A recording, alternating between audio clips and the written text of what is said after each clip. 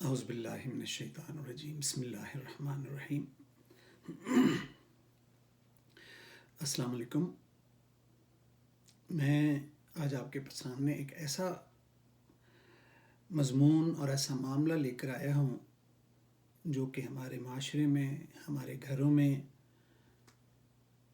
بلکہ ہر ایک دوسرے میں ایک وبا کی طرح، ایک کرونا تو ابھی آئی ہے، کس طرح پینک پھیل گیا ہے، کس طرح خوف و ہراس ہے معاشرے میں پھیلا ہوا، اسی طرح کی ایک وبا ہے جو ہمیں کفر کے دھانے پہ لیے جا رہی ہے، جس نے ہماری آپس میں زندگیوں میں، رشتوں میں نفرتیں شروع کر دی ہیں پیدا کرنی، اور جس کو اسلام نے سب سے زیادہ تنبیہ کے ساتھ برا جانا ہے، اس کی مذمت کی ہے، اور اس کے اثرات سے کفر تک انسان چلا جاتا ہے۔ اس پہ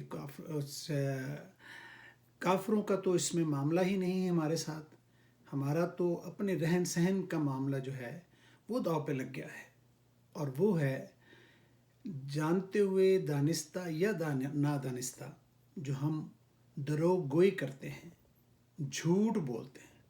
لفظ بہت چھوٹا سا ہے کہ جی فلانا نے جھوٹ بولا ہے، مگر اس کے اثرات دیکھیے۔ قرآن پاک میں بارہا اس کے لیے تنبیہ کی گئی ہے، اور میں ایک آیت مبارکہ سے آپ کو شروع کرتا ہوں اس بات کو کہ کس قدر یہ خطرناک بیماری ہے جس پہ فرشتوں نے لعنت کی ہے، جس پہ انسان جو جھوٹ بولنے والا ہے اس کی گواہی تک لینے سے منع کر دیا گیا ہے کہ اس کی گواہی تک پہ یقین نہ کرو، اس کی ایڈوائس پہ یقین نہ کرو۔ اور آپ خود سمجھتے ہیں کہ جو آدمی بولتا ہی جھوٹ ہے وہ اپنی کریڈیبلٹی کھو دیتا ہے، اور یار تو بولتا ہی جھوٹ ہے، یہ گل تے کون یقین کرے گا؟ مگر اس کو اتنا لائٹ لیتے ہیں کہ جس سے معاشرے کی جو تباہی ہے وہ جاری و ساری ہے، پوری زور شور سے ہم یہ کام کر رہے ہیں، اور یہ اس کو معاشرے میں ایک وبا کا، ایک کینسر کا درجہ حاصل ہو چکا ہے جو ہماری آنکھوں کے سامنے ہے، مگر اسے ہم محسوس نہیں کرتے، اس کو کنڈیم نہیں کرتے، اس سے باز نہیں رہتے۔ تو اللہ پاک کیا فرماتے ہیں؟ پہلے ہی یہ بات آپ شروع ہی اس بات پہ کرتے ہیں۔ آج کا جو ہمارا موضوع ہے وہ ہے ہی جھوٹ اور بدعہدی۔ تو جھوٹوں پر اللہ پاک نے کیا کیا ہے جی؟ یہ سپارہ 3 ہے، اور سورہ ہے آل عمران، 3 نمبر سورت ہے، اور آیت مبارکہ 61۔ پورا پیچھے تفصیل ہے جس کے کانٹیکسٹ میں آخر میں جھوٹوں کے بارے میں اللہ تعالیٰ نے کیا اعلان کیا ہے؟ لعنت اللہ علی الکاذبین، فیصلہ دے دیا اور ان کے بارے میں بتا دیا، اور جس پہ کہ جھوٹوں پر اللہ کی لعنت۔ اب اس میں میرا اور آپ کا کوئی کردار، کوئی بات کہنے کی باقی رہ گئی ہے؟ جس پر لگاتار ہمیشہ قیامت تک یا اس کے مرنے تک اس پر لعنت بھیجی جائے گی جو جھوٹ بولے گا، تو اس کے پاس اس کے پلے کی رہ جائے گا، اس کے پلے کیا رہ جائے گا یہ بتائیں؟ اور بار بار یہ کہا جا رہا ہے، یہ سورہ ہے الانعام، 6 نمبر سورہ ہے، اور اس کی آیت مبارکہ ہے جی 151۔ اس میں جو ریلیونٹ پارٹ ہے وہ میں آپ کو پڑھتا ہوں۔ وَأَوْفُوا الْكَيْلَ وَالْمِيزَانَ بِالْقِسْطِ لَا نُكَلِّفُ نَفْسًا إِلَّا وُسْعَهَا وَإِذَا قُلْتُمْ فَاعْدِلُوا وَلَوْ كَانَ ذَا قُرْبَىٰ وَبِعَهْدِ اللَّهِ أَوْفُوا ذَٰلِكُمْ وَصَّاكُمْ بِهِ لَعَلَّكُمْ تَذَكَّرُونَ۔ اور ناپ اور تول میں انصاف کے ساتھ پوری کیا کرو۔ ناپ تول کے بہت سارے معنی ہیں، صرف دکانداری ہی ناپ تول کے لیے نہیں ہے، آپ کی باتوں میں بھی ناپ تول ہے۔ آپ صحیح بات کرتے ہیں، ناپ کے صحیح کرتے ہیں کہ آپ نے کیا کہا اور کیا سنا، کیا کہنا چاہ رہے ہیں اور کیا کہہ چکے ہیں۔ اور اللہ تعالیٰ فرماتے ہیں کہ ہم کسی کو تکلیف نہیں دیتے مگر اس کی طاقت کے مطابق، اور جب کسی کی نسبت کوئی بات کہو تو انصاف سے کہو، چاہے وہ تمہارا رشتہ دار ہی ہو۔ اللہ کے عہد کو پورا کرو، ان باتوں کا اللہ تمہیں حکم دیتا ہے تاکہ تم نصیحت کرو۔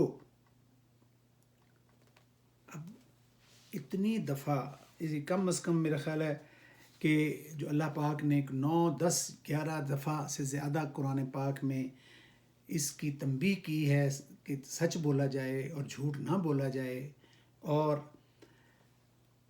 حدیث میں اور اس کے بارے میں کیا کچھ کہا گیا ہے کہ جتنے بڑے گناہ ہیں، جیسے دوسرے گناہ ہیں بڑے سے، کفر سے بڑا تو کوئی گناہ نہیں نا جی، ان میں سے ایک یہ بھی گناہ جو ہے جھوٹ بولنا۔ جھوٹ کی آگے قسمیں دیکھیں نا کس طرح ہیں، کہ جھوٹ جب بولا جاتا ہے تو اس کو چھپایا جاتا ہے، اس کو چھپانے کے لیے 10 اور جھوٹ بولتے ہیں۔ کہتے ہیں نا کہ ایک جھوٹ کچھ کر چھپانے کے لیے 100 جھوٹ بولنا پڑتا ہے، پنجابی میں اردو میں یہ کہتے ہیں۔ تو وہ اخیر آپ کفر کے دھانے پہ لے جاتا ہے، اور جب وہ کفر ہے تو پھر آپ میں اور کافر میں کیا فرق رہ گیا ہے؟ بخشش کا کوئی ذریعہ نہیں ہے۔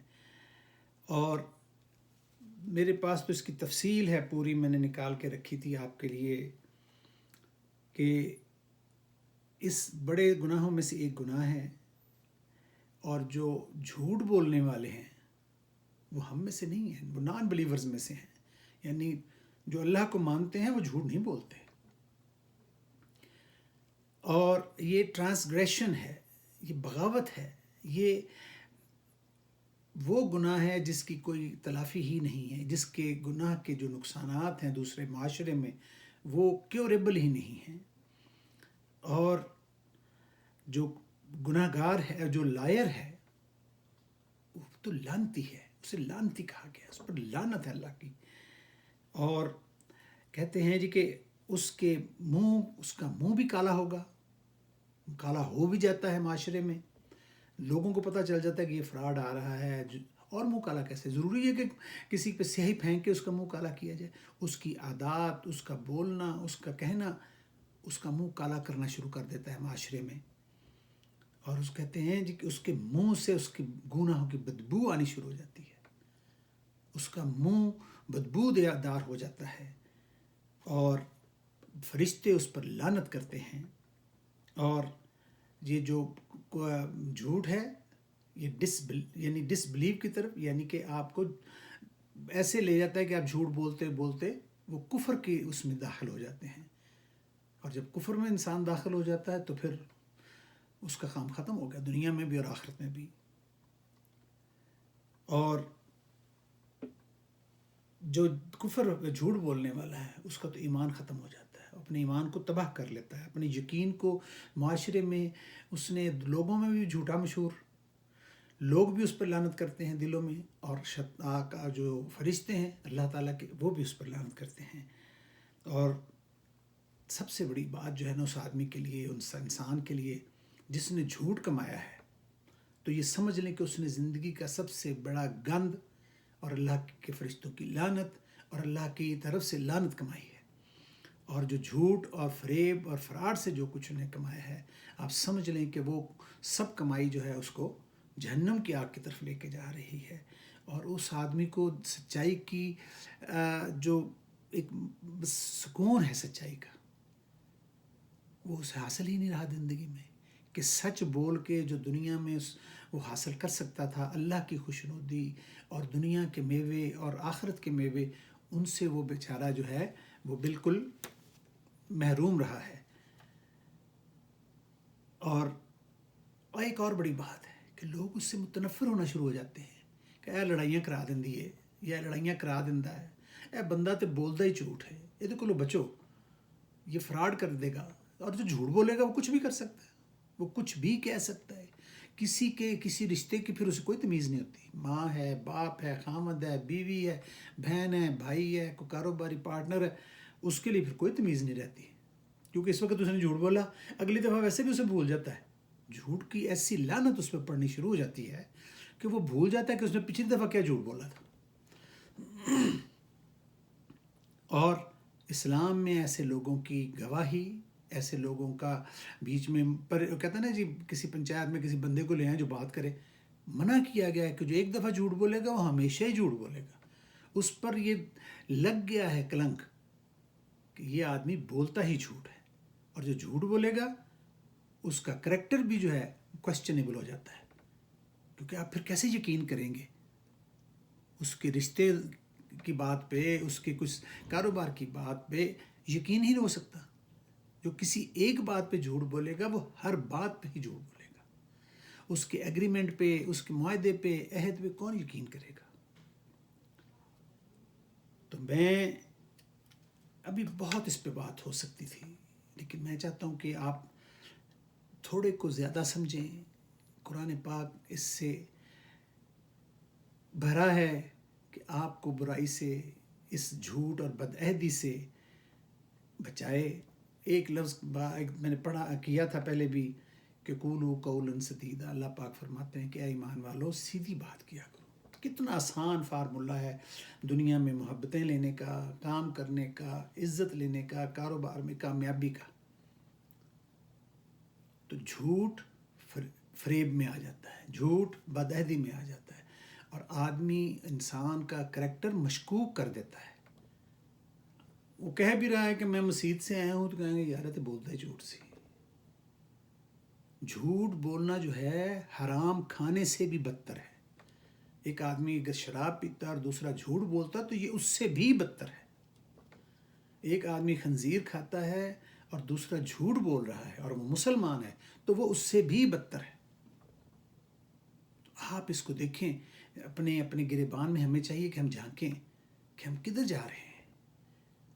گھروں میں بیٹھ کے ایک دوسرے کے اوپر جو تہمت اور غیبت کی جاتی ہے، جھوٹ الزام لگائے جاتے ہیں، تو اللہ پس بندے کے تمام اعمال اکارت ہو جاتے ہیں. وہ تسبیحیں پھیرتے ہیں، بیٹھی ہیں نمازیں سجدے ہیں، کپڑے لپیٹے ہوئے ہیں، حجاب ڈالے ہوئے ہیں، مولوی ٹوپیاں لی ہوئی ہیں، پگیں باندھی ہیں، مگر جھوٹ کا انہوں نے ساتھ نہیں چھوڑا. جھوٹ انہوں نے اپنے اندر رکھ لیا ہے کہ اس نے بولنا ہی جھوٹ ہے. جب بھی بات کرنی ہے غلط ہی کرنی ہے، بہتان ہی لگانا ہے، کسی کے اوپر غلط شکایت کر کے مصیبت ہی ڈالنی ہے، لڑائی ہی کرانی ہے، گھروں میں فساد ہی کرانے ہیں. تو سمجھ لیں کہ اللہ کی لعنت ہے ایسے لوگوں پہ، فرشتوں کی لعنت ہے ایسے لوگوں کے اوپر، اور ان کے لیے جہنم کی وعید ہے، دنیا میں بھی اور آخرت میں بھی. اللہ تعالیٰ آپ کو اور مجھے اس عذاب سے اور اس برائی سے بچائے رکھے. انشاءاللہ کسی اور اچھے موضوع کے ساتھ قرآن و حدیث کی روشنی میں پھر حاضر ہوں گا.